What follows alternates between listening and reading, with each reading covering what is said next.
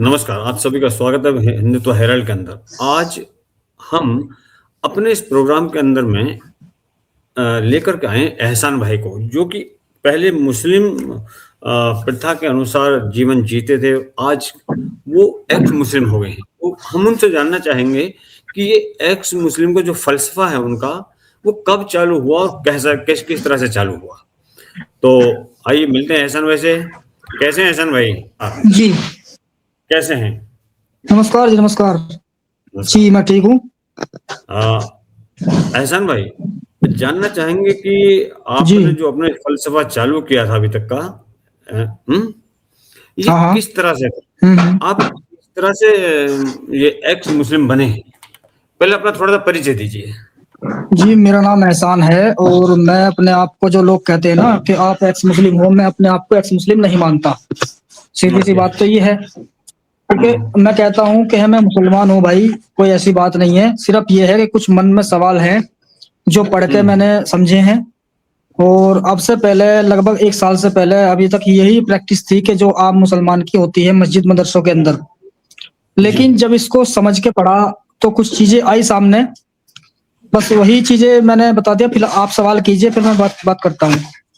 ठीक है। पहले तो मेरे को ये बताइए कि आप किस समुदाय से जुड़े हुए हैं? जैसे सुन्नी हैं, शिया हैं या कोई और किस संप्रदाय से हैं आप? सुन्नी, सुन्नी, सुन्नी। क्योंकि ये भी एक बड़ी चीज़ मैटर करती है। जी, सुन्नी हैं जी हम। जो अच्छा, देवबंदी सुन्नी हैं। कहलाते हैं। जी। हाँ, हाँ, हाँ, हाँ, हाँ। अच्छा, अच्छा। तो आपकी जो एजुकेशन थी वो कहाँ पर हुई, किस तरह से हुई? मतलब मदरसे में हुई, तफ़सीर में, या पारिवारिक जो अपनी एजुकेशन होती है वो लिया, या जो मॉडर्न एजुकेशन है वो आपने ली है? दोनों ली है मैंने। मेरी जो दुनियावी तालीम है, वो लगभग कम है, लेकिन हुँ, जो मदरसे की तालीम है मेरी, मैं हाफ़िज़ रहा 22 साल पहले। ओके। तो 22 साल के बाद जो है कुछ ऐसे बदलाव आए ज़िंदगी में, जैसे मतलब जो हमारे जो पापा थे, वो जो जी। एक्सपायर हो गए थे। तो उनके हुँ, जाने के बाद सारा दारोमदार परिवार का, भाइयों का, हम 5 भाई हैं, तो वो जी। सब छोटे हैं, मैं सबसे बड़ा हूँ। तो उस टाइम पे वो हुँ, खत्म हुँ। हुए तो सारे छोटे-छोटे थे। मेरी हाँ जी। उम्र भी लगभग उस टाइम पे 13-14 साल की थी। हुँ, तो सब आप समझ सकते हैं, 14 साल का बच्चा जो सबसे बड़ा हो घर में और छोटे उसके साथ 4 भाई हों और भी, और परिवार को कैसे सँभालेगा। तो वो एजुकेशन तो ले ली, हाफ़िज़ हो चुका था, लेकिन फिर आगे नहीं पढ़ पाया और जी। बस इतना ही रहा कि आम मुसलमान बन के रहा एक तरह से, कि नमाज़ पढ़ना, रोज़े रखना, लोगों को बताना कि भाई इस्लाम जी। क्या है, इस्लाम की तालीम क्या है, ये चीज़ें चलती रही अभी तक आके। तो अभी आके जैसे ये चीज़ें चल रही हैं, एक्स मुस्लिम मूवमेंट जो चल रहा है, इनकी वीडियो आनी शुरू हुई सामने। और हुँ, ये सवाल जब मैंने देखे कि भाई ये तो मैं पढ़ा हुआ हूँ ये सारी चीज़ें, तो ये इन पे क्या ऐतराज़ उठा रहे हैं इस चीज़ का। तो जी। कुछ चीज़ें ऐसी होती हैं जो हाफ़िज़ होने के बावजूद मुसलमान नहीं जानता कि ये चीज़ें कुरान हदीस में हैं। तो हुँ, फिर मैंने उनके सवाल उठा के चेक करने शुरू करे, वो चीज़ें मुझे मिली कि हाँ, ये चीज़ें हैं। तो फिर मैं हालाँकि सबसे पहले मैं सलीम आस्तिक का चैनल मेरे सामने आया था। तो हुँ, उनको एक बार जब मुझे गुस्सा आता था बहुत ज़्यादा कि भई ये क्या बकवास कर रहे हैं, इस्लाम को बदनाम कर रहे हैं, बहुत ज़्यादा गलत बोल रहे हैं इस तरह से। क्योंकि वो एक होता है आम मुसलमान के दिमाग में कि भई ईमान जी। का जो जज़्बा होता है, उसी के आधार पे वो बोलता है। तो वही चीज़ें बिल्कुल, थी बिल्कुल। दिमाग में। तो मैं उनको गालियाँ देता था एक बार मन-मन में कि ये बंदा अच्छा नहीं है, ये दुश्मन है दीन हुँ, का, इस्लाम का। तो एक बार मुझे उनसे बातें करने का मौका मिला, कॉल कॉल नंबर मिल गया था उनके वीडियो पे। तो जी। फिर मैं उनसे मिलने के लिए गया था, हालाँकि मैं उन्हें मारने के इरादे से गया था कि मैं इसको हुँ, मार दूँगा। तो लेकिन जो इरादा बनाया था मारने का, लेकिन कुछ इंसान का व्यवहार होता है, बात हुँ, करने का, रहन-सहन का। तो उनका जो हुँ, रहन-सहन और बात करने का तरीका था, वो मेरा इरादा खत्म हो गया मारने वाला। तो जी। फिर बातें हुई हमारी उनकी। उन्होंने कुछ सवाल रखे मेरे सामने कि एहसान भाई आप ये सवाल चेक करो, अगर मैं गलत हूँ तो आप इनके जवाब दे सकते हैं। अगर जवाब हुँ, मिल जाते तो मैं भी आपके साथ वापस आ जाऊँगा इस्लाम में, कोई दिक्कत नहीं है। क्योंकि मैं भी इंसान हूँ, कोई मुसलमान बिल्कुल। रहा है, मौलवी है वो। हुँ, तो मैंने कहा ठीक है भई, अगर आप ऐसा कहते हो तो मैं बिल्कुल कोशिश करूँगा। तो फिर वही सवाल मैं उनके उठा के लेके गया, चेक करे सारे, निकाले रेफरेंस और अपने आलिम हज़रात जो मस्जिदों में जिनके साथ मैं उठता-बैठता था, उनके पास सवाल जवाब करने गया मैं कि भई इनके जवाब दे दो और ये चीज़ें ऐसे-ऐसे हो रही हैं आज के समाज में जो लोग फैला रहे हैं। ये गलत हुँ, चीज़ें हुँ, हैं जो मुसलमान को भटका सकती हैं, आम मुसलमान को।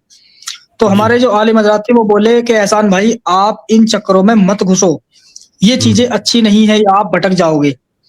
तो मैंने बोला भाई मैं कैसे भटक जाऊँगा यार? इस्लाम का हुँ, हिस्सा है, जानना चाहिए, हकीकत क्या है कि जो मैं सवाल उठा रहा हूँ, वो उसकी हकीकत क्या है? आपको अच्छा लग रहा है, मुझे अच्छा नहीं लग रहा, तो मैं सवाल पूछ रहा हूँ, मुझे समझाओ।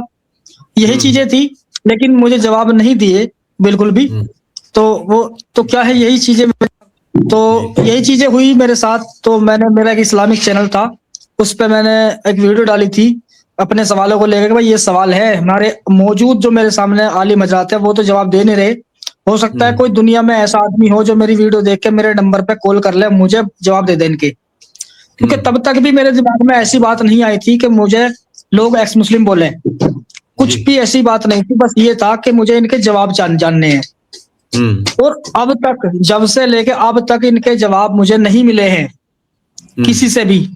जो देने लायक है, उनके चैनल हैं, जैसे कि आपका चैनल है, मैं खुद उनके चैनल पे जुड़ा था, लेकिन वो उन्होंने बात नहीं की मुझसे। जी। हो सकता है मेरे चैनल देखा हो उन्होंने देखा होगा इसका तरीका क्या है बात करने का, ऐसी-ऐसी बातें उन्होंने मुझे हुँ, ऐड नहीं किया, यानी कि अब तक जवाब नहीं मिले। और जी। लगभग मेरे ऊपर 6 बार अटैक भी हो चुके हैं, हुँ। मुसलमान अ, भाइयों की तरफ से। एहसान भाई जैसा आपने कहा था कि जब आपने सलीम भाई के वीडियो देखे तो आपको बहुत गुस्सा आया और आप उनको मारने के लिए गए। वो हुँ, कौन-सी ऐसी चीज़ है जो कि जब आदमी को लगता है कि वो ये गलत कह रहा है जबकि वो अपनी जगह पर सही होता है? और ये इस्लाम के अंदर में हमेशा है कि अगर कुछ सवाल उठाए जाएँ, वो किसी भी आदमी के द्वारा उठाए जाएँ, आपके द्वारा उठाए जाएँ, मेरे द्वारा उठाए जाएँ, किसी के भी द्वारा उठाए जाएँ, तो लोग उनको मारने का प्लान क्यों करते हैं? वो कौन-सी ऐसी शिक्षा है, एजुकेशन है या ऐसी रीत है कि जो मारने के लिए आदमी को प्रेरित करती है? वो क्या चीज़ आखिर क्यों वो आपके साथ में खुद हुआ है? देखो आप सलीम भाई को मारने के लिए जा मारना आपने प्लान की थी। मैं बताऊँगा, जो जी। आम मुसलमान होते हैं, हुँ, उनके दिमाग में बचपन से ही एक जज़्बा होता है ईमान का, हुँ, कि अगर हमने अल्लाह के बारे में या रसूल अल्लाह के बारे में ज़रा-सी भी शक या शुबा कर दिया, तो हम हुँ, गुनहगार हो जाएँगे, अल्लाह हमसे नाराज़ हो जाएगा। हुँ, और हमारा ये ईमान है कि अल्लाह का कलाम में जो कुछ भी है, चाहे हमारा दिल उसको माने या ना माने, लेकिन हमको उसको सही मानना है, अच्छा मानना है, सच मानना है, उसमें कोई भेदभाव नहीं कर सकते। तो इसी वजह से उनकी जो ईमान की जो मोहब्बत होती है ना, अल्लाह की तरफ, हुँ। उसी की वजह से ये ऐसी हरकत करते हैं, ऐसा सोचते हैं, जबकि ऐसा में अल्लाह ने कुरान के अंदर हाँ, ऐसा में एक चीज़ और जी, कि जो ईश्वर है, अल्लाह है, गॉड है, वाहेगुरु जो भी हैं, वो सभी के लिए पूजनीय है, आदरणीय है, सब कुछ है। लेकिन इस्लाम के अलावा हर धर्म के अंदर में सवाल उठाए जाते हैं। जब इंसान के अंदर में एक सवाल होगा, तो किससे पूछेगा? वो उसी ऊपर वाले से बिल्कुल। पूछेगा ना। तो वो अगर वो जी, जवाब ना दिए जाएँ, तो इसका मतलब ये है कि कहीं न कहीं कुछ कमियाँ हैं। कहीं न कहीं कुछ ऐसी चीज़ें गलत हैं कि जिनका जवाब हमको नहीं मिल पाता है। जैसे कि आपको अपने सवालों का जवाब अभी तक किसी ने नहीं दिया, तो मतलब उन लोगों के अंदर कुछ कुछ कमियाँ मैं ये नहीं कहूँगा कि ईश्वर, अल्लाह या भगवान के अंदर में कमियाँ हैं, बल्कि जो लोग हैं, जो उसको अपने आप को ठेकेदार समझते हैं, वो कहीं न कहीं उन गलतियों को छिपाना चाहते हैं, बल्कि उन सवालों का जवाब उनके पास भी नहीं है और ना ही उन्होंने कभी उसका जवाब ढूँढने की कोशिश भी की। गलत तो नहीं हूँ मैं? जी। हुँ। और दूसरा क आपको भी ये जो लगा कि भई मेरे कुछ सवाल हैं और जो सलीम भाई ने भी बताते थे उनके जवाब मिलने चाहिए। ये आखिर क्यों लगा आपको ऐसा? कब लगा? किसके मतलब क्या आपने कुछ ऐसा पढ़ा या किसी ने कुछ बताया कि ये चीज़ें गलत हैं या इनके जवाब हमको लेने चाहिए? बिल्कुल, बिल्कुल। मैं अभी इस पे यही कहूँगा, हालाँकि ये चीज़ें मैंने एक हाफ़िज़ की जो डिग्री होती है ना, उस हाफ़िज़ जी। को पूरा ज्ञान नहीं होता। हुँ, पूरा हुँ। ज्ञान नहीं, तो सिर्फ़ मोटा-मोटा ज्ञान होता है। हाफ़िज़ जो बोलते हैं, वो होता है हाफ़िज़े कुरान, जो कुरान को बिना देखे पढ़ सकता है। हुँ। लेकिन उसको उसका तर्जुमा नहीं पता होता कि उसका मतलब क्या है। तो हाफ़िज़ ये होता है। फिर पढ़ने का फ़ायदा क्या है जो हमको तर्जुमा ही नहीं मालूम हाँ। उस चीज़ का, तो फ़ायदा क्या फिर जी, उसका? जी। बिल्कुल, बिल्कुल। तो वही मैंने इस चीज़ को अपने सोचा मैंने कि भई हम जो पढ़ रहे हैं, इसका मतलब भी हमें पता होना चाहिए। हुँ, तभी तो हुँ। हमें आगे का रास्ता सही दिखाई देगा ना। अब बिल्कुल। सीधी-सी बात है, कोई भी आदमी निकलता हुआ जा रहा है, उसको सिर्फ दिखाई दे रहा है कि ये रास्ता है। अब ये नहीं पता हुँ, वो जाएगा कहाँ? और चलने का बिल्कुल। फ़ायदा क्या फिर उसपे? तो यही चीज़ें थी, तो मैंने इसको सोचा कि यार इनका मतलब भी निकलना चाहिए। हदीसें ऐसी-ऐसी लिखी हुई हैं हमारे नबी सल्लल्लाहु अलैहि वसल्लम के बारे में। हालाँकि मैं नबी को गलत नहीं बोल रहा, मैं बोल रहा हूँ जिन्होंने ये चीज़ें लिखी हुई हैं। भाई लिखा हुआ जो होता है वो इंसान ने लिखा हुआ है। कोई भी आयत और बिल्कुल। कुरान नबी ने नहीं लिखी थी, नबी ने तो बताया था नहीं, और नहीं। लिखने वाले ने वो लिखी थी। अब उसने कितना बिल्कुल, सही बिल्कुल। लिखा, कितना गलत लिखा, वो तो उसकी बुद्धि के ऊपर है। अब उन बातों को लेकर के हम ये कहें कि हम जवाब नहीं देंगे या जवाब पूछ लेना एक गुनाह है, तो ये तो सरासर गलत चीज है। तो वो किसी भी बिल्कुल, धर्म का बिल्कुल। क्यों ना हो, मेरा हो, आपका हो, किसी का भी हो, जबकि हाँ, धर्म हाँ। सभी एक है और सारे धर्मों का मानना है कि भी हमको बुराई से अच्छाई की तरफ लेकर के जाना है। जी, खैर आगे जी, बढ़ते हैं। जी। हुँ। ये जो घटना आपके साथ हुई जब आपको लगा कि इन सवालों के जवाब चाहिए मुझे, ये उस वक़्त स्वतः ही अपने आप से आपके दिमाग में आए या कोई किताब या ग्रंथ पढ़ने से आपके दिमाग में ये चीज़ें आईं? क्योंकि गलतफ़हमी हमारे दिमाग में या सवाल तभी पैदा होते हैं या तो हम आम जन के साथ में बैठकर उस चीज़ को डिस्कस करते हो तब, या हम कोई किताब पढ़ें तब। अगर किताब पढ़ें तो कौन-सी किताब हमने पढ़ी कि जिससे ये सवालात पैदा हुए हमारे ज़हन में? बताऊँगा। मैं बता रहा हूँ, मैं कुरान को मैंने हिफ़्ज़ किया था और कुरान पे तो ये ईमान होता है मुसलमान का कि इसमें कुछ भी गलती नहीं है। लेकिन जी। गलती कहाँ से शुरू होती है मेरे दिमाग में कि ये हदीसें जो है ना, एक किताब है बुखारी, एक है मुस्लिम, ये 2 किताबें ऐसी हैं, जो दुनिया के तमाम जितने भी फ़िरके हैं, सब इनको मानते हैं। जी। इनकी जो हदीसें हैं, वो बिल्कुल सही हैं, ऑथेंटिक लिखी गई हैं। तो जी। इन्हीं हदीसों से निकाल-निकाल के जो चीज़ें मेरे सामने आई, कोई तो इस्लाम में ऐसा कैसे हो सकता है, ये चीज़ें मैंने हुँ। हाँ, जैसे ये इस्लाम में कैसे हो सकती है, ये बातें मैंने देखी और फिर मैं इन्हें एक नहीं, फिर तो मैं देखता ही चला गया। बहुत सी चीज़ें मिली जैसे कि नबी सल्लल्लाहु अलैहि वसल्लम की शादी हुई हज़रत आयशा के साथ 6 साल की उम्र में। और हुँ। चलो ये कोई बात नहीं है, चलो भाई 6 साल की उम्र में शादी होगी, लेकिन रुखसती का सबूत मिलता है 9 साल की उम्र में और फिर उनके साथ संबंध भी होते हैं। हुँ। तो ये चीज़ यहाँ मुझे अटपटी लगी कि शादी तो चलो मान लो बचपन में होगी, लेकिन 9 साल की उम्र में रुखसती। हाँ, बिल्कुल। बचपन में शादी हो जाए और रुखसती होए 15 साल के बाद, तब तो मान लेंगे कि चलो भाई ये ठीक है। लेकिन लेकिन रुखसती तुरंत 3 साल के बाद हो रही है। एहसान भाई, इसमें दोनों के लड़के और लड़के की उम्र उसी हिसाब से होनी चाहिए। उम्र दोनों की उसी बिल्कुल। हिसाब से होनी चाहिए। ये नहीं कि एक 9 साल का और एक 90 साल का, वो गलत है वो चीज़। हो सकता है उस टाइम पे रहा हो लेकिन आज अभी क्या वक़्त बदल है, गया। आज वक़्त बदल गया है, मानता हूँ उस टाइम पे रहा होगा। लेकिन हुँ। सोचने वाली बात है कि एक आदमी अगर मान लो 40 या 50 साल का है और एक औरत, एक लड़की की उम्र, लड़की कहेंगे, बच्ची कहेंगे, हम उसको लड़की भी नहीं बोलेंगे, बच्ची बोलेंगे कि वो बच्ची है 9 साल हुँ। की या 10 साल की और बंदा है 50 साल का। तो हुँ। कैसे उसमें एक अपनी एक ख्वाहिश देख सकता है वो इंसान 10 साल की उम्र में या 9 साल की उम्र में अपनी ख्वाहिश कैसे देख सकता है कि एक 50 साल का आदमी? ये अजीब लगी बिल्कुल, बात। बिल्कुल सही। और कुछ बहुत से हुँ। सवाल, हाँ, बहुत से सवाल और भी हैं नबी सल्लल्लाहु अलैहि वसल्लम के हिसाब से ही कि कुरान में भी है, सूरह अल-अहज़ाब की आयत नंबर 50 है। उसमें अल्लाह कहता है कि जिन औरतों का तुम मेहर दे चुके, यानी जिनसे आपकी शादी हो चुकी, वो आपके लिए हुँ। हलाल है। चलो ठीक है जी, क्योंकि शादी हुई है। आगे चलो, फिर लिखा हुँ। है कि जो तुम्हारे साथ मदीने में वापस आई हिजरत करके, तुम्हारे रिश्ते की औरतें, चाचा की लड़की, हुँ। मामा की लड़की, खाला की लड़की, फूफी की लड़की, ये सब तुम पर हलाल है बिना निकाह के। हुँ। और जी गुलाम औरतें जो जंग में तुम जीत के लाए, उनसे चाहे आप निकाह करो या मत करो, वो तुम्हारी मर्जी है, वो भी तुम पर हलाल है। और यहाँ हुँ। तक कि वो औरतें भी जो एक मुसलमान की बीवी हो और उसका दिल करे कि मुझे नबी सल्लल्लाहु अलैहि वसल्लम के ऊपर अपने आप को फर्ज करना है, मतलब उनके साथ जाना है, तो वो जा सकती हुँ। है, वो भी आपके लिए हलाल है। और ए नबी, ये सिर्फ आपके लिए है और मुसलमानों के लिए नहीं है।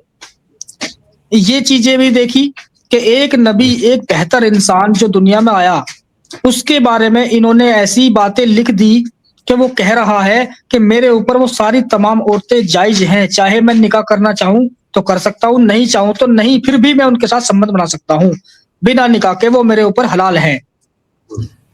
तो एहसान भाई, तो क्या ये सुना आपको था। ये नहीं लगता ये नहीं लगता कि जो लिखने वाले ने उस वक़्त लिखा था, वो नबी को बदनाम करने के लिए, मैं तो यही कहूँगा कि उस ऊपर वाले का जो पैगंबर था, जो उन्होंने अपना मैसेंजर भेजा था, उसको बदनाम करने के लिए कहीं न कहीं बाद में जो लोग रहे जिन्होंने कुरान को इकट्ठा करके लिखा, सब काम किया, उन्होंने कहीं न कहीं, क्या आपको नहीं लगता कि नबी को बदनाम करने की कोशिश की? और वही चीज़ वही चीज आज भी जो मूल्य हैं, मतलब जो मौलवी हैं, जो धर्म के ठेकेदार हैं, आज भी उसी को पूरा कर रहे हैं वो लोग।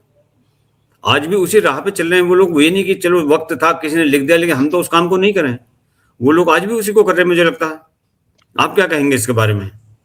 इस पे कहूंगा तो मैं सर, मैं ये कहूंगा कि देखो, सीधी सी बात है, ये अकीदा है कुरान का कि मुसलमानों का, कि कुरान में शक नहीं है, कुरान में कोई भी चीज गलत नहीं है, तो इसमें तो शक की गुंजाइश ही नहीं है। तो फिर मैं ये भी नहीं कह सकता कि उस टाइम पे लोगों ने गलत लिख दी, वो सारे ही मसले खत्म हो गए। तो सवाल इसी वजह से खड़ा होता है कि जब उसमें शक नहीं कर सकते, बदलाव नहीं कर सकते, तो सामने आज आ रही है और वो हमें अच्छी नहीं लग रही, वो हमें अच्छी नहीं लग रही, तो फिर ये बातें कुरान में है तो आप हमें समझाओ, अगर ये सही है तो हमें भी समझाओ सही कैसे है।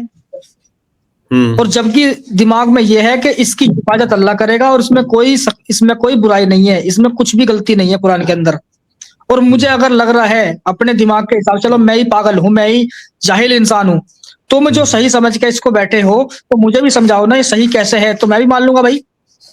इस्लाम के जो जानकार हैं, जो इस्लाम के मौलवी बैठे हुए हैं, पढ़े लिखे लोग, जो स्कॉलर्स बैठे हुए हैं, वो इस चीज को क्लेरिफाई क्यों नहीं करते कि इसका मतलब उस वक्त क्या था, या अब क्या है, या अब गलत है, या उस टाइम सही था, या उस टाइम गलत था तो अब सही है। उनको ये चीज क्लेरिफाई करनी चाहिए, जो कभी नहीं करना चाहते।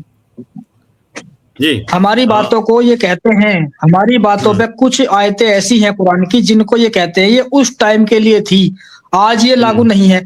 मैं ये कहता हूँ ठीक है, नहीं है लागू अगर ये चीज, तो फिर आज कुरान में है, इसका मतलब अल्लाह कहता है कि हमने ये कलाम उतारा पूरी इंसानियत के लिए, कयामत तक ये उस पर लागू है। तो चाहे वो हालात उस टाइम पर रहे हो या बाद में आएंगे ऐसे ही हालात, तो ये आयतें लागू होंगी। मसलन के हिंदुस्तान में अगर इस्लाम आता है या शरिया कानून चलता है, तो वो आयतें उनको अमल में लाया जाएगा, अपनी जिंदगी में अपनाया जाएगा। और ये मुल्ला मौलवी सिर्फ एक तरह से वो कहते हैं कि ये उस टाइम के लिए थी। ओ भैया, उस टाइम के लिए थी तो आज कुरान में है तो क्यों है, फिर पढ़ते क्यों हो इनको? आज उनको निकाल दो, अगर उस टाइम के लिए थी, अब के लिए नहीं, तो उनको निकाल दिया जाए। बिल्कुल, अगर नहीं भी जी अगर नहीं भी निकालते हैं तो कम से कम ये तो बोल दो कि भाई ये लिखी हुई है, ये हमारे कुरान का हिस्सा है, ठीक है, इन पे अमल करो। लेकिन जब ऐसा काम आएगा तो ये उस टाइम के लिए थी, अब नहीं होगी ये चीजें, ये कह दो फिर। बिल्कुल बिल्कुल। दूसरा एहसान भाई, क्या जब आपने इन लोगों से ये सवाल किए, जो आलिम लोग हैं, जो स्कॉलर्स हैं, जब आपने उनसे सवाल किए और उन्होंने आपको या तो उनका जवाब नहीं दिया, या उन्होंने अगर उत्तर दिया भी तो कुछ घुमा करके दिया, तो क्या इन जो स्कॉलर्स हैं इस्लाम के, या जो जानकार हैं, आलिम लोग हैं, उनके इस टाइप के जो आंसर्स हैं, जो जवाब आपको दिए गए, उनके उन जवाबों ने आपके मोरल को डाउन नहीं किया, या जो उन्होंने किया, जो उनकी तरफ से जवाब आए, क्या वो जवाब ये नहीं थे कि वो इस्लाम की कुछ चीजों को छिपाना चाह रहे हैं, या उनको खुद भी वो चीजें मालूम नहीं है? बिल्कुल बिल्कुल, मैं कहता हूं ऐसा नहीं है सर कि उनको मालूम नहीं है, उनको सब कुछ पता है। जो इंसान, मान के चलिए अगर एक आदमी खाली रोटी खाए, डॉक्टर ने बोल दिया कि भाई तुझे रोटी खानी है, कुछ और नहीं खाना है, तो उसको पता है कि रोटी किस चीज से बनती है, कहाँ से आती है, और इसका सब कुछ पता होता है। तो ऐसे ही इस्लाम जो है, दीन इस्लाम, एक आलिम जो होता है, मुफ्ती टाइप का, इसको मुफ्ती बोलते हैं, मौलाना बोलते हैं, उसको पता है कि इस्लाम के अंदर क्या क्या चीजें हैं, और वो हकीकत में उसको बताना नहीं चाहता, ना ही सिखाते हैं, ना ही मदरसों में सिखाते। मदरसों में सिखाते हैं, ये उन्हीं को सिखाते हैं जब अपनी इस डिग्री को वो पहुंचते पहुंचते मुफ्ती या आलिम तक पहुंच जाता है, उसी को सिखाते हैं। आम मुसलमान को नहीं बताते। क्या आज के आम मुसलमान का अधिकार नहीं है ये बातें जानने का? अगर आज इस्लाम को लोग बदनाम कर रहे हैं, एहसान जैसे, सलीम जैसे, साहिल जैसे, एडम जैसे, तो फिर आप इनकी बैठ के इनकी चैनल पे जाके या अपनी वीडियो बना दो, इनके सवाल उठा के, हम जब भी समझ लेंगे कि चलिए क्या क्या बोल रहा है। इतनी भी कोशिश नहीं करते। और अगर यही सवाल कोई हिंदू उठा देता है तो उनके प्रदर्शन के लिए वो पत्थरबाजियां करने लगते हैं, गलत हरकतें करने शुरू कर देते हैं। अरे होना तो ये चाहिए भाई साहब कि आप जो है अगर किसी हिंदू भाई ने सवाल किया है तो उसकी इस्लाह के लिए आपको भी सोशल मीडिया पे आके उस सवाल का जवाब देना चाहिए कि हमारे दीन इस्लाम में ऐसा नहीं है, इसका मतलब ऐसे है। तो हिंदू भाई भी समझ लेंगे, हाँ भाई सही बात है। अगर अगर वो लोग एहसान की बातों का जवाब नहीं देते, एहसान के सवालों का जवाब नहीं देते, तो ये समझा जा सकता कि वो बाकी लोगों की बातों का जवाब किस तरह से देंगे। ये तो बड़ा क्लियर हो गया, क्योंकि एहसान उसी हाँ, मजहब से हैं, उसी भाषा को पढ़े हुए हैं, उसी रीति रिवाजों के अंदर रहे बड़े हुए और उन्हीं को फॉलो भी किया। जब उन्होंने एहसान की बातों का जवाब नहीं दिया, तो वो लोग, क्या आपको लगता है कि बाकी लोगों की बात का जवाब दे देंगे? नहीं दे पाएंगे वो कभी भी, क्योंकि नहीं कुछ ना देंगे कुछ सर, नहीं ऐसा है देंगे। उनके उसके अंदर में कि जिसको वो जिसकी उससे अपने खुद के समाज को वो लोग वंचित रखना चाहते हैं, नहीं समझाना चाहते कि क्या सही और क्या गलत है। दूसरा, बिल्कुल, इस्लाम, बिल्कुल, ये नहीं। जी, दूसरा, जी, इस्लाम के अंदर में आलोचना, इसको गुनाह क्यों माना गया है? जबकि गुनाह है ऐसी। आलोचना से तो हमको कुछ चीजें अच्छी भी पता लगती हैं, जो बुरी होती हैं उनको हम छोड़ देते हैं, क्योंकि हिंदू समाज के बिल्कुल, अंदर, सनातन के अंदर में आलोचनाएं बहुत हुई। और जिस जिस चीज की आलोचना हुई, जब लोगों ने देखा भी यार वास्तव में ये चीज गलत है, तो लोगों ने उसको छोड़ा, उसका त्याग किया। जैसे सती प्रथा थी, घूंघट प्रथा थी, हाँ। और भी बहुत सारी रिवायतें थी, उनको छोड़ा गया। तो फिर इस्लाम के अंदर में हम डिस्कस क्यों नहीं करते ओपनली? बिल्कुल, बिल्कुल। देखो यही चीज़ें हैं, मैंने अभी बताया है कि वो ईमान का तकाज़ा है। सीधी-सी बात है, अल्लाह ने खुद कहा है कि इस कलाम को हमने उतारा है और इसमें कोई शक नहीं है और शुबा नहीं है, सवाल नहीं है, बदलाव नहीं कर सकते, बढ़ा नहीं सकते, घटा नहीं सकते। जब ये चीज़ें पहले ही क्लियर कर दी गई तो फिर कोई इंसान में बदलाव नहीं कर सकता, कोई बता नहीं सकता, कोई समझा नहीं सकता। सीधी-सी बात है, खुद कुरान में अल्लाह कहता है कि हमने इसको बना दिया और इस पे कोई शक नहीं कर सकता। ये तुम्हारा दिल अच्छा इसको माने ना माने, लेकिन ये हक है। ये तुम्हें मानना पड़ेगा और वही इंसान मेरे मुताबिक बेहतर मुसलमान है, जो मेरे बनाए हुए दीन पर मुकम्मल ज़िंदगी जीकर मेरे पास आएगा, उसी को मैं जन्नत दूँगा। और जन्नत के भी हिस्से अलग-अलग हैं, 7 दर्जे हैं। अलग-अलग कैटेगरी बनाई है कि जो इंसान कम दर्जे का अच्छा होगा, उसको कम दर्जे की मिलेगी। जो बेहतर आला किस्म का होगा, उसको जन्नत फिरदौस मिलेगी। फिरदौस का जो नाम है, वो सबसे बेहतर जन्नत है वो एक तरह से। समझे जी? और ये हकीकत बात है, ये सवालों के जवाब नहीं देना चाहते। उनको पता है कि ये अगर हम ऐसा करेंगे तो मुसलमान और हम पे अटैक करने लगेंगे। ओ भाई, जब तुम इस्लाम को बढ़ाना चाहते हो, बढ़ाना चाहते हो, तो फिर इन भाइयों को समझाओ। मस्जिदों के मिंबर पे बैठ के आप चंदा इकट्ठा मत करो। तुम्हारा अकीदा ये है कि देने वाला अल्लाह है। अल्लाह ही हमारी हिफाज़त करने वाला है, अल्लाह ही हमें मौत देकर जिंदा करके उठाने वाला है। तो फिर तुम्हारा ये अकीदा भी होना चाहिए कि हम जो मस्जिद बना रहे हैं, उसको बनवाने वाला भी वही है। तो फिर क्यों चंदा कर रहे हो? अपनी वो बातें बताओ जो इस्लाम सही है, हक है, वो मिंबर पे बैठ के बताओ तुम आम मुसलमानों को।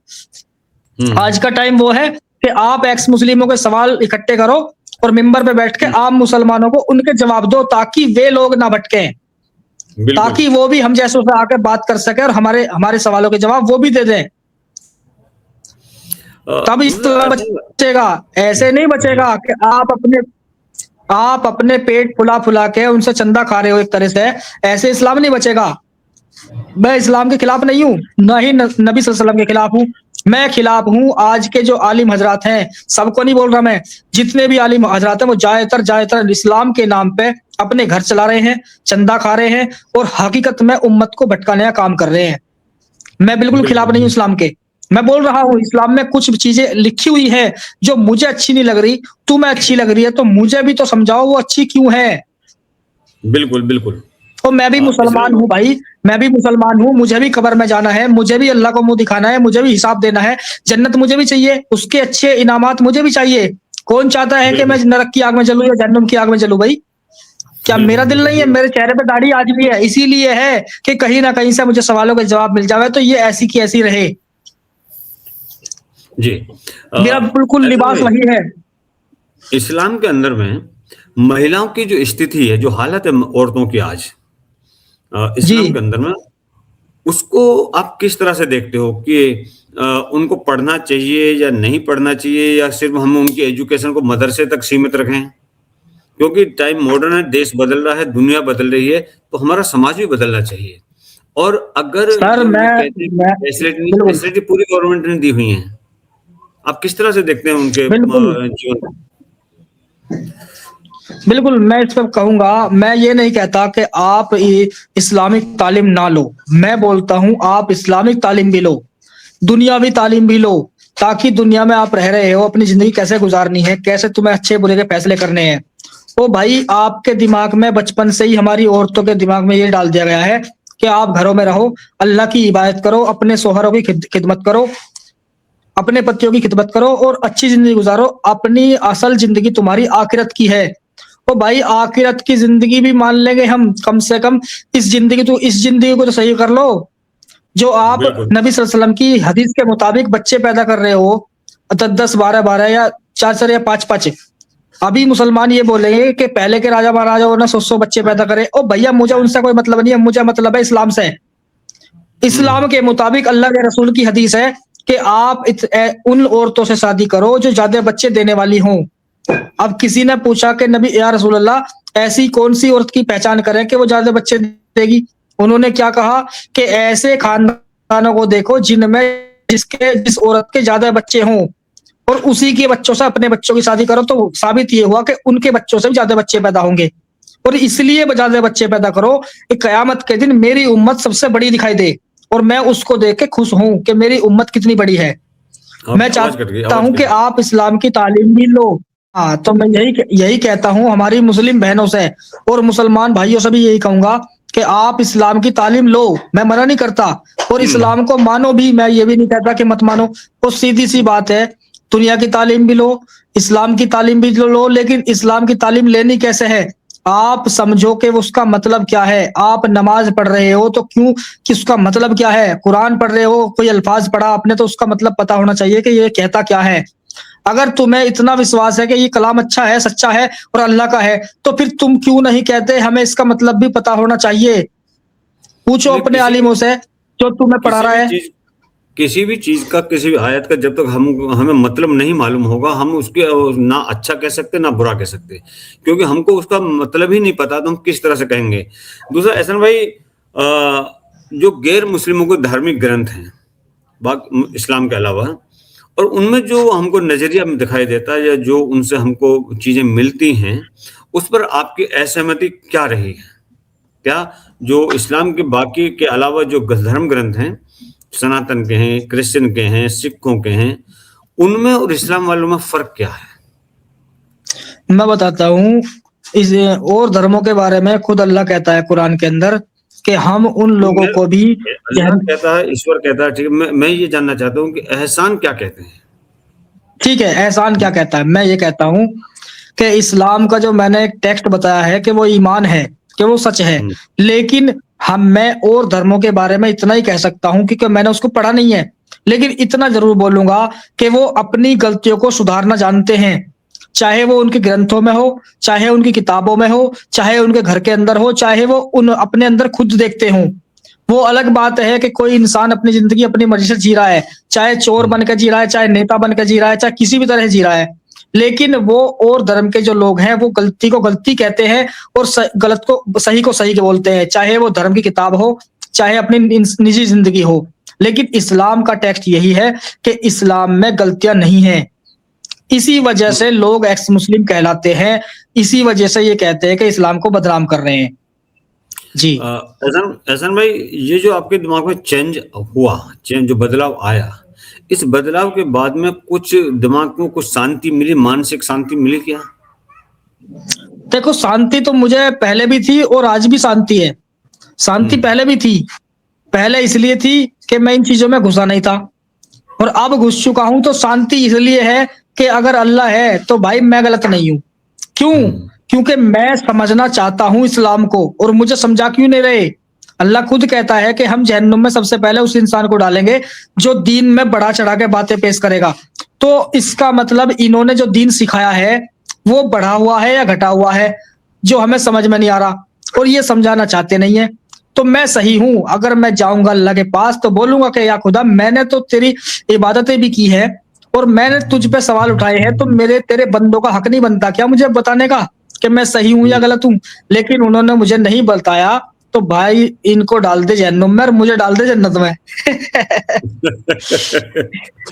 जी, क्या मेरी गलती नहीं क्या है कुछ भी। बिल्कुल, बिल्कुल। क्या कुछ लोगों में, जो धार्मिक लोग हैं आपके, इस्लाम के जो धार्मिक लोग हैं, जो आपके आस-पास रहते हैं या जो आपकी जानकारी में, क्या आप पर वो ये दबाव नहीं डालते कि भई आप जिस रास्ते पे चल रहे हो ये गलत है, इसको छोड़ दो? इस्लाम के बारे में इस टाइप के सवाल-जवाब मत करो? आते हैं, बहुत आते हैं सर, बहुत आते हैं।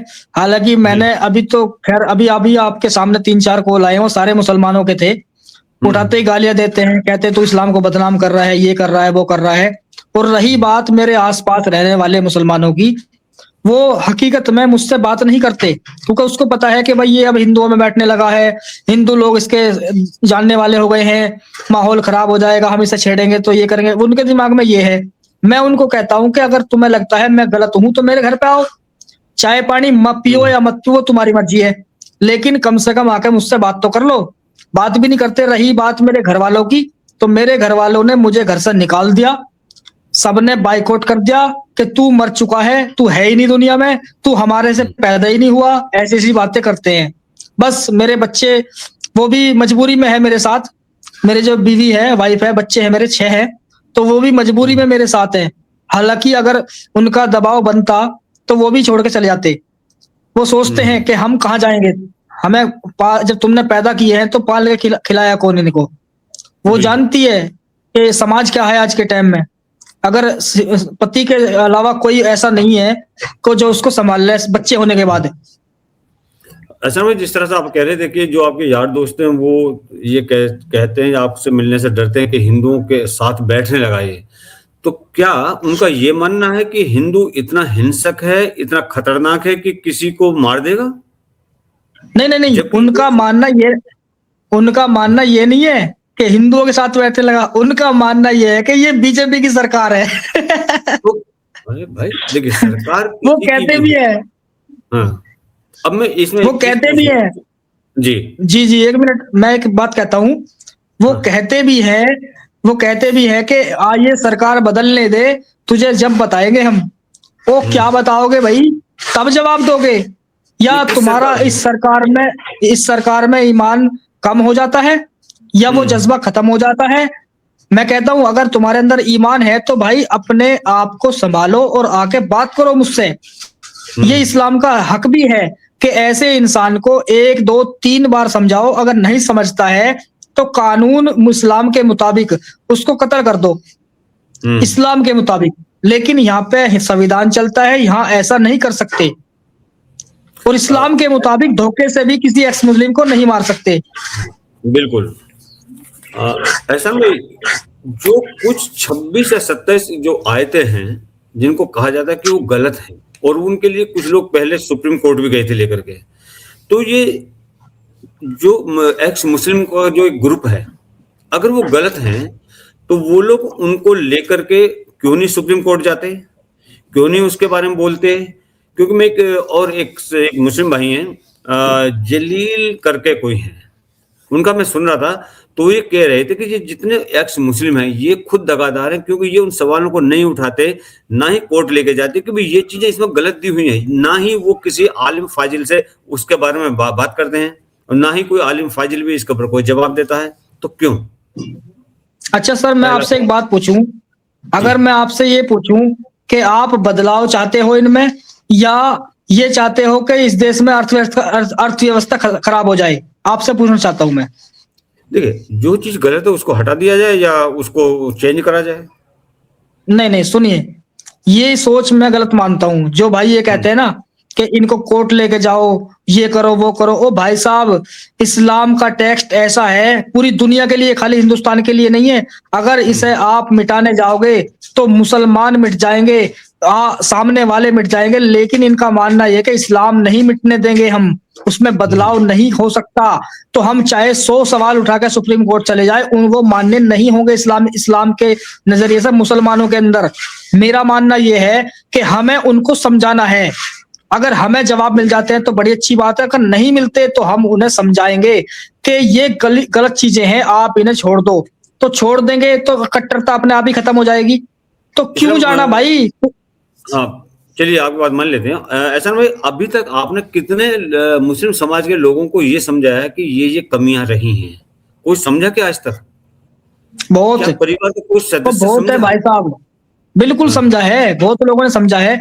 अब तुम देखो, अब से कम 10 साल पहले एक्स मुस्लिम लोग चैनल बनाते थे, लेकिन लोगो लगाते थे, चेहरा नहीं दिखाते थे, किसी को पता नहीं चलता था कि ये बंदा है हम्म, कौन। लेकिन ये कहते थे कि ये मुसलमान है, अच्छा काम कर रहा है। उसके बाद धीरे-धीरे बदलाव आया कि लोग हम्म। चेहरा खोल के बात करने लगे, यहाँ तक के पॉडकास्ट करने लगे, चैनलों पे जा के बात करने लगे, पब्लिक में खड़े होकर बात करने लगे, प्रोग्राम करने लगे। ये बदलाव ही तो है, ये लोग समझ रहे हैं, इसीलिए तो हो रहे हैं ये काम। अगर ये चीजें ना होती तो भाई साहब मजाल जो कोई आदमी उस इस्लाम पे सवाल उठा दे। दूसरा, एहसान भाई, एक सवाल और। बाबरी मस्जिद का तो आपने नाम सुना होगा। बाबर का संबंध कहीं भी मुझे नहीं लगता कि हमारे इस्लाम से है, और ना ही मुझे लगता कि बाबर कोई ऐसा आदमी रहा कि जिसने बहुत बड़े नेक काम किए हों इस देश के अंदर में किसी के भी प्रति। लेकिन देखो सर, जो बाबरी मस्जिद दोबारा से बनाई जा रही है, जिसकी तामीर होने की बात हो रही है, वेस्ट बंगाल का एक हुमायूं कबीर नाम का जो एमएलए है, आपको क्या लगता है कि वो सही काम कर रहा है इस्लाम के लिए, या हमको इस्लाम के नाम पर, अपने पैगंबर के नाम पर अगर हम मस्जिद बनाएं, अब्दुल कलाम साहब के नाम पर हम मस्जिद बनाएं, या किसी और ऐसे व्यक्तित्व के ऊपर बनाएं जिसने वास्तव में इस्लाम के लिए काम किया है, वो बेहतर होगा, या बाबर के नाम पर बनाना बेहतर होगा? देखो मैं तो ये कहता हूँ भाई साहब, बाबर एक इंसान था, ठीक है? हम्म।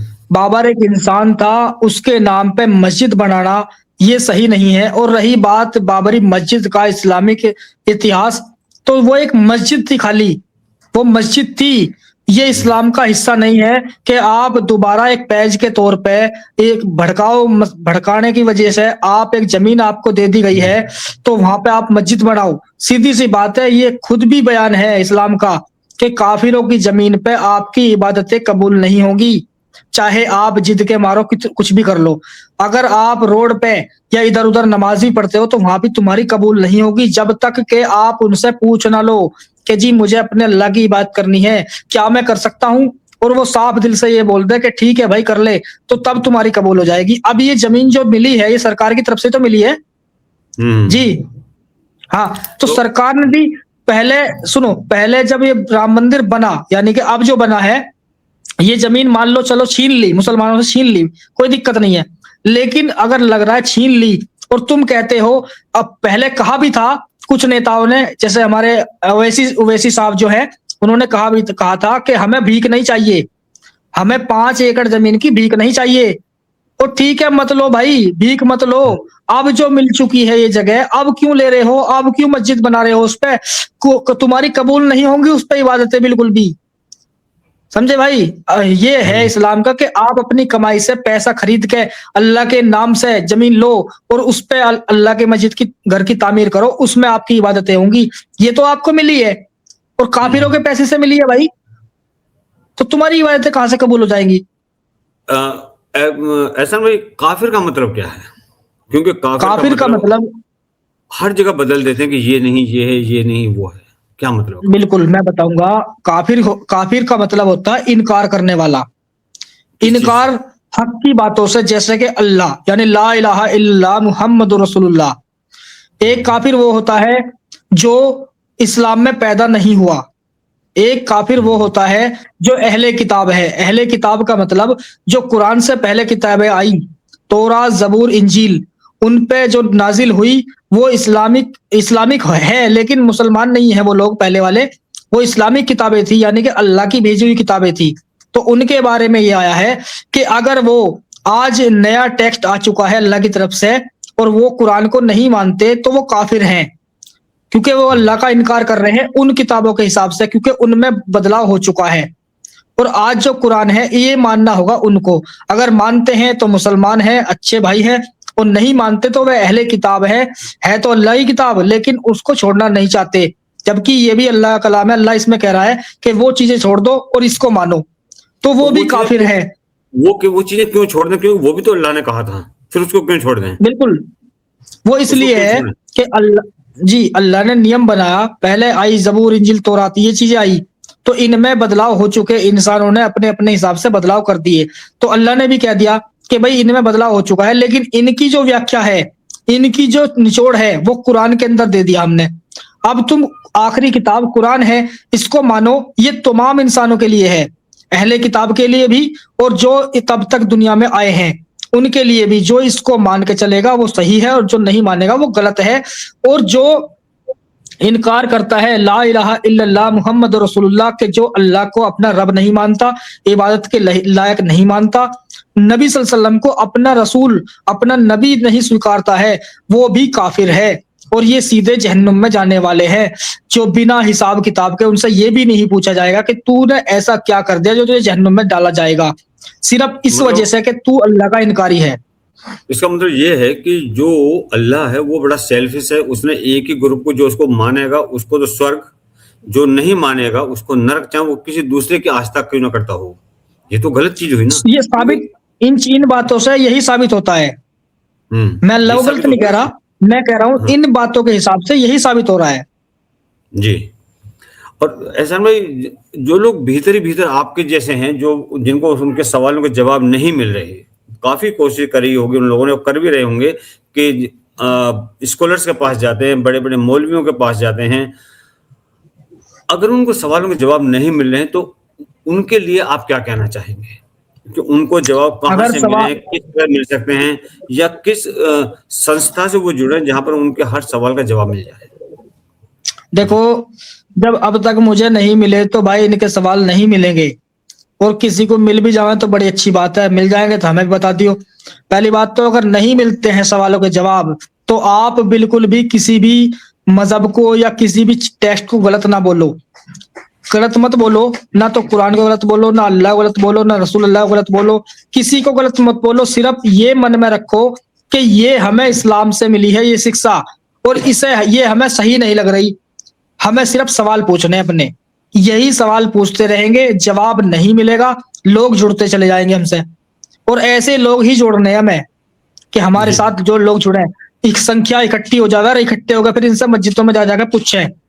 एक दो आदमी तो पूछ नहीं सकता, तो संख्या इकट्ठी होगी जब तो पूछ पाएंगे कि दो भाई जवाब। नहीं देते तो आप भी कहो कि ये गलत है। मैं कब कह रहा हूं तुम नमाज ना पढ़ो, मैं कब कह रहा हूं तुम रोजा मत रखो, अच्छे काम करो, कोई दिक्कत नहीं है, भूखे को खाना खिलाओ, प्यासे को पानी पिलाओ, क्या दिक्कत है। लेकिन जो कट्टरता है, जो बम बांध बांध के फट रहे हैं लोग, ये कहां से मिल रहा है? ये तालीम क्या है कि वो कहते हैं कि जो तुम अल्लाह के लिए जान दोगे तो तुम्हें जन्नत मिलेगी, हूर मिलेगी, ये मिलेगा, वो मिलेगा, ये क्या है? एहसान भाई, इसमें मेरे को याद है, थोड़ा सा मेरे दिमाग के अंदर में एक सवाल पैदा हुआ, अगर आप जवाब दे दो बहुत अच्छा है। जो ये कहते हैं कि बम बांध कर फट जाओ, हूरें मिलेंगी, वो हूरें आज तक किसी ने देखी भी है क्या, कि मिलती भी हैं ये या नहीं नहीं कहते मिलती? वो ये नहीं कहते कि आप, इसमें एक सवाल और भी मेरा, लेकिन जो ये कहते हैं कि आप बम बांध के कूद जाओ, फट जाओ, आपको हूरें मिलेंगी, पहली बात तो क्या किसी ने हूरें देखी? दूसरा सवाल, वही लोग अपने बच्चों को क्यों नहीं उस काम के ऊपर भेजते कि जाओ बम बांध के फट जाओ, आपको हूरें मिलेंगे? अपने बच्चों के लिए क्यों नहीं करते? वो करते हैं सिर्फ मैं बताऊंगा, गरीब जी। मैं वही कहूंगा सर, इतना लंबा समझ नहीं पाऊंगा मैं, एक एक सवाल करें आप। तो दूसरी बात एक ये है कि जो आप कह रहे हो ना, वो बोलते हैं बम बांध के फट जाओ। मौलाना या कोई भी तालिबे इल्म कोई भी होगा तो वो ये नहीं बोलेगा कि आप बम बांध लो और फट जाओ। ये होता है दौर की कहानी, कि वो दौर था तलवारों का, भालों का, इन चीजों का। आज दौर है बम, बंदूक, इन चीजों का। तो उसी हिसाब से अपने आप को तैयार किया जाता है। तो अब चाहे बम बांध का फट ले, उस टाइम पे लोग तलवारों से लड़ते थे, फिर तीरों का जमाना आया, तीरों से लड़ने लगे, फिर कुछ और आया होगा तो वो उससे करने लगे। अब आ रहा है जमाना बम, मिसाइल, इनका, तो ये इन्हें इस्लाम इस्तेमाल कर रहे हैं। मतलब के कहने का ये है कि हमें दीन इस्लाम को फैलाने के लिए पहले हम समझाएंगे, 3 बार समझाएंगे, समय दिया जाता है, निर्धारित किया जाता है समय कि इतने दिन तक हम तुम्हें समझाएंगे कुरान के मुताबिक। अगर आप नहीं मानते हो और समझते नहीं हो तो फिर आपको कत्ल किया जाएगा। ये सीधा सा हुक्म है। इसीलिए ये चीजें हो रही हैं।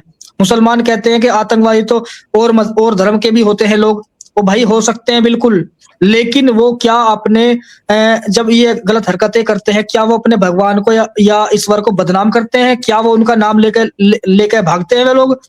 हमारे कहते हैं कि करने के बाद कि अल्लाह अकबर, नारे तकबीर, अल्लाह अकबर। भाई तुम खुद सोचो, अपने दिमाग में, अपने गिरवान में खुद झांको कि अगर आज 10 बंदे जय श्री राम, जय हनुमान, जय श्री कृष्णा ये बोलते हैं, कोई दिक्कत नहीं है किसी को। लेकिन जब एक बंदा 50 बंदों के बीच में खड़ा होकर ये बोले कि अल्लाह अकबर, तो लोगों के दिमाग में ये आता है कहीं ना कहीं घटना होने वाली है। ऐसा क्यों है? सोचो, मुसलमानों को कह रहा हूं कि सोचो भाई, तो आप कि ऐसा क्यों है? इन जैसे सवालों के जवाब अपने आलिमों से पूछो कि ऐसा क्यों है हजरत, ऐसा डर क्यों बना हुआ है अल्लाह के नाम पे? जबकि अल्लाह तो एक बेहतर चीज है, उसने अच्छे अच्छे काम बताए हैं जो मुल्ला बताते हैं हमें। जब इतने अच्छे हैं तो फिर ये डर क्यों है भाई? और ये डर को निकालने का काम सिर्फ जो आलिम फालिज लोग हैं वो कर सकते हैं, या स्कॉलर्स कर सकते हैं। आम आदमी नहीं कर सकता, आम मुसलमान नहीं कर सकता। नहीं कर सकता, तो नहीं कर ये सकता। जिम्मेदारी बनती है जो इस इस्लाम के जानने वाले हैं, जो स्कॉलर्स हैं, जो मौलवी हैं बड़े बड़े, वो इस चीज को क्लियर करें कि भाई इस तरह का माहौल पैदा ना हो, इस तरह से कोई मुसलमान से डरे नहीं। दूसरा तो मैं डरे नहीं जी, एक मिनट, जो इसका एक और सवाल है, एक और जवाब है इस बात का जी जी कि आम मुसलमान क्या कर सकता है? अगर आलिम जवाब नहीं देते तो आप गलत को गलत बोलो और सही को सही बोलो। अगर लगता है कि बम बांधना देश में, समाज में गलत है, अपने आप को खत्म करना, या एक सोचते हो कि ये आइडियोलॉजी मेरी कायम हो जाएगी मेरे मरने से, तो ये गलत है भाई। अगर आप सही हो, आपको अल्लाह ने पैदा किया है, तो आपको परिवार क्यों दिया? आपको बच्चे क्यों दिए? आपको क्यों नहीं कहा कि तू दुनिया में जा रहा है, जाते ही मेरा इस्लाम फैलाने की वजह से मेरे मतलब उस टाइम के दौर के हिसाब से बम बांध के फाड़ लेना अपने आप को, तो उन बच्चों को क्या होगा अगर तुमने ऐसा कर दिया? ये भी तो सोचने वाली बात है ना। दूसरा एहसान भाई, जी एक चीज और कहते हैं कि इस्लाम के अंदर में आदमी जब खत्म हो जाता, मर जाता, तो उसको दफन किया जाता, जलाया नहीं जाता, नहीं जलाया जाता ना। तो जो लोग हाँ हाँ, बम बांध करके फटते हैं, उनका शरीर जलता ही तो है, जलता ही है ना। तो इसका मतलब वो लोग तो इस्लाम के लिए वैसे ही काफिर हो गए, वो तो काफिर हुए ना, क्योंकि वो खुद को जला रहे हैं। तो ये तो जो ये इस टाइप की शिक्षा देते हैं, ये वैसे ही गलत है। दूसरा इस्लाम भाई, जो लोग इस टाइप के लोगों के लिए लोगों को ब्रेन वॉश करते हैं कि आप ये काम करो तो हो रहे मिलेंगे, ये मिलेंगे, उनमें से किसी ने भी आज तक अपने बच्चों को उस रास्ते पे नहीं लेके आया कोई भी व्यक्ति। हमेशा दूसरों नहीं के ले बच्चों, गया, क्यों? क्या उनके बच्चों को वो नहीं बाहर लेके भेजना गए। नहीं चाहिए? क्या उनके बच्चों को जन्नत नहीं चाहिए? क्या उनके बच्चों को अपना आगे वाली लाइफ अच्छी नहीं करनी चाहिए? उनको अपने बच्चों को बिल्कुल ये लोग बिल्कुल, करनी चाहिए। जी ये हकीकत बात है। हमारे आलिम हजरात जो बड़े बड़े आज तक हुए हैं, मुझे नहीं लगता, यानी मैंने किसी के बारे में सुना नहीं है कि उसने अपने बेटे से बोला हो कि बेटे इस्लाम के नाम पे, किसी भी आलिम ने ये नहीं बोला कि मेरे परिवार के लोग इस्लाम के नाम पे खत्म हो जाएं। सिर्फ उनको तालीम दी जाती है इस्लाम फैलाने की, कि आप सिर्फ बताओ कि इस्लाम क्या है किसको सिर्फ, बताएं? और आम किसको मुसलमान का काम होता है उस पर अमल करने नहीं, का। नहीं, किसको बताएं? वो किसको बता करके इस्लाम को फैलाना चाह रहे हैं? दूसरों से? अपने बच्चों से नहीं?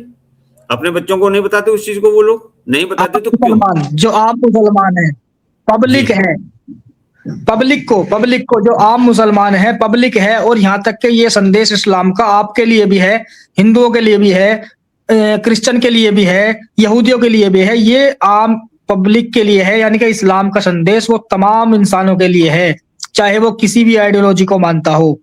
तो बताने का काम आलिमों का, आलिम के परिवार वालों का है, और उस पे अमल करने का काम आज के आम मुसलमान का है, जो बिना सोचे समझे ऐसी हरकत कर जाते हैं। मैं वही तो, आम जितने भी हमारे जो मुसलमान भाई लोग रह रहे हैं यहाँ पर, जो आम नागरिक हैं, मेरा सिर्फ उनसे जी यही सवाल, मैं सभी से ये जानना चाहूंगा कि कभी वो अपने मौलवियों से, कभी वो अपने आलिम फालिज लोगों से, कभी अपने स्कॉलर से ये पूछें कि केवल मरने के लिए आम मुसलमान हैं, या उनके अपने भी बच्चे हैं जो कि उनको उस रास्ते पर लेके जाते हैं। दूसरा अगर एक शब्द में, एक लाइन में आप कहना चाहें कि इस यात्रा से, ये जो आपने सफर पूरा किया, इससे आपने क्या सीखा? आप क्या संदेश देना चाहेंगे हाँ, आम मुसलमान को, इस देश के आम मुसलमान को? बिल्कुल बिल्कुल बिल्कुल, मैं बोलूंगा आम मुसलमान के लिए भी और तमाम अपने सनातनी भाइयों के लिए भी। चुप हो जा।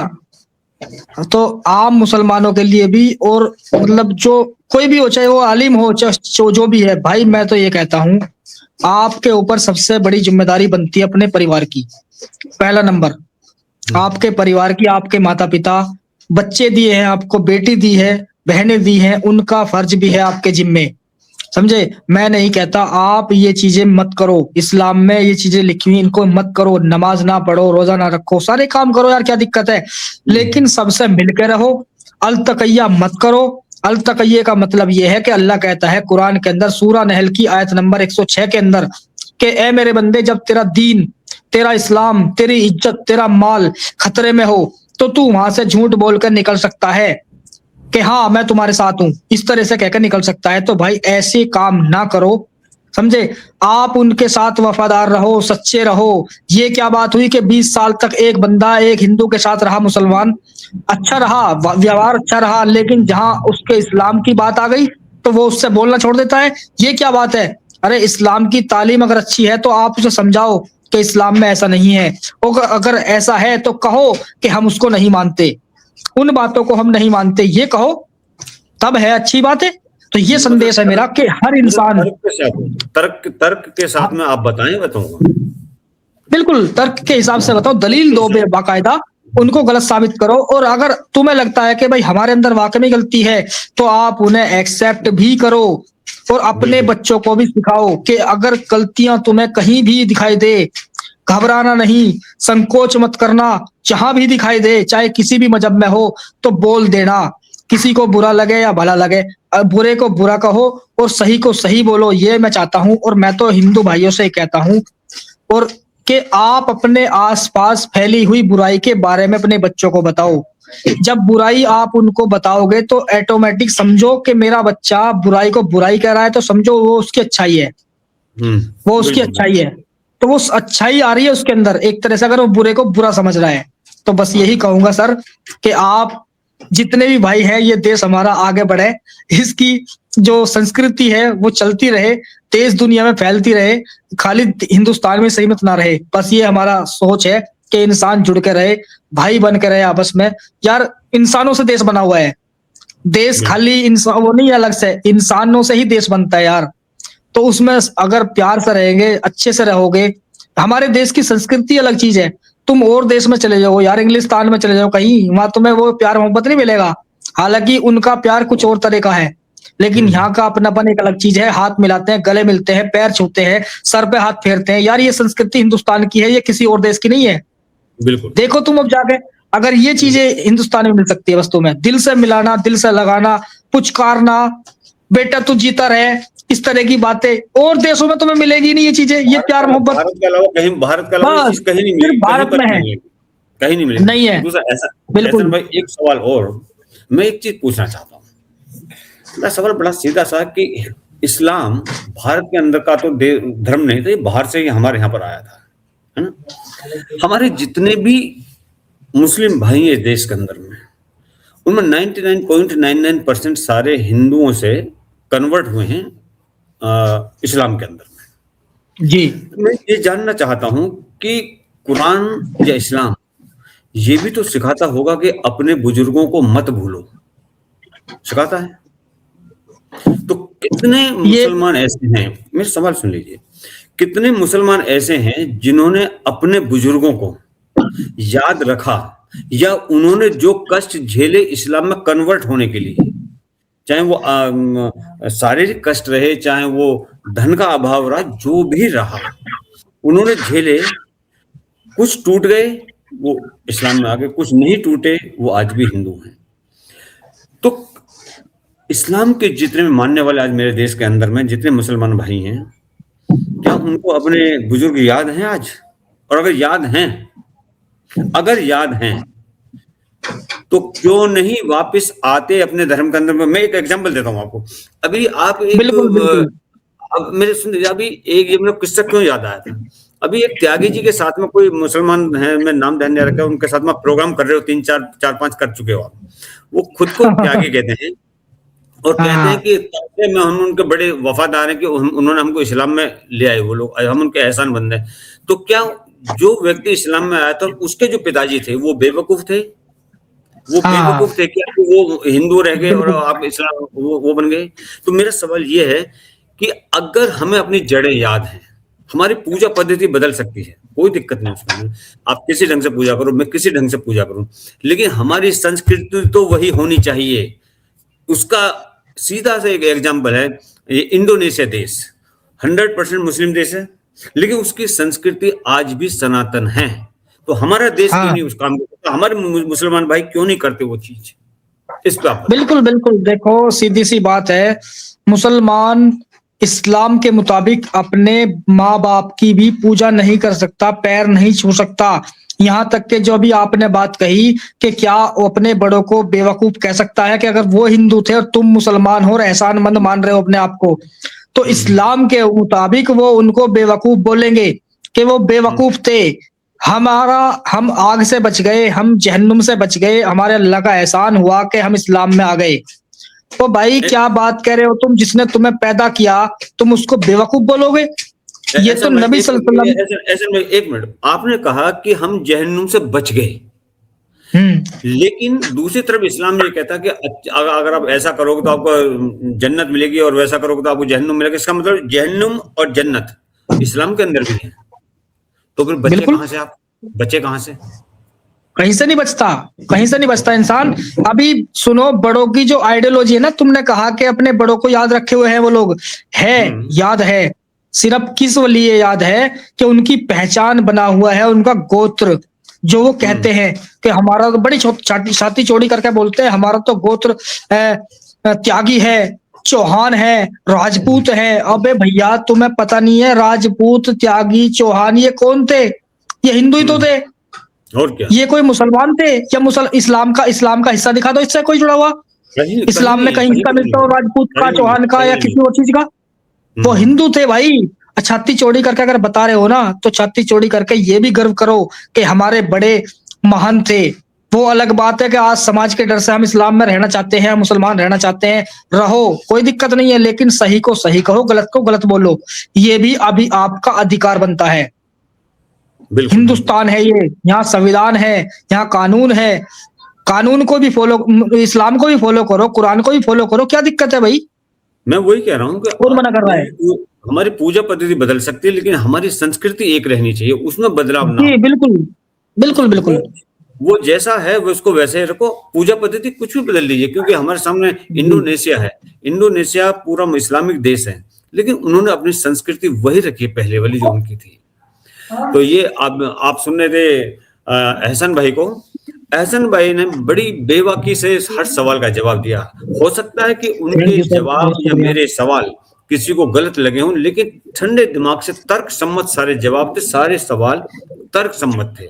और अगर किसी को लगता है तो वो एहसान भाई से, अब किसी को ये लगता है कि उत्तर गलत था, तो वो एहसान भाई से डायरेक्ट कांटेक्ट कर सकते हैं।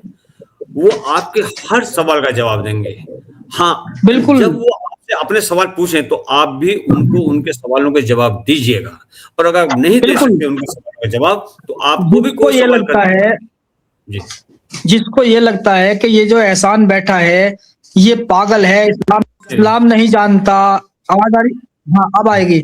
तो इस्लाम नहीं जानता, ऐसी ऐसी बातें करते हैं ना, तो मैं उनसे ये कहूंगा, भाइयों प्लीज मेरे दोस्तों, मेरा एक चैनल है एहसान अब्दुल्ला ब्लॉग्स या ओपन माइंड एहसान। आपको मेरी हर वीडियो पे मेरा नंबर मिल जाएगा देखने के लिए। आप मेरे नंबर पे कॉल करो, मुझसे बात कर लो, क्या दिक्कत है भाई? बिल्कुल बात करो। और तो ठीक है सर, बहुत शुक्रिया। चाहूंगा कि मैं इसके अंदर में एहसान भाई का नंबर भी डाल दूंगा और उनके चैनल का नाम लिख दूंगा। और अगर किसी को कोई भी सवाल है तो वो सवाल एहसान भाई से कर सकते हैं। लेकिन मेरा एक निवेदन और है कि अगर एहसान भाई आपसे कोई उसके एवज में सवाल पूछे तो आप भी उसका जवाब तर्क संगत दीजिएगा। आप सभी का बहुत बहुत धन्यवाद। जय हिंद, जय भारत, जय श्री राम। जय हिंद सर, बहुत बहुत शुक्रिया सर। ओके जी, थैंक यू।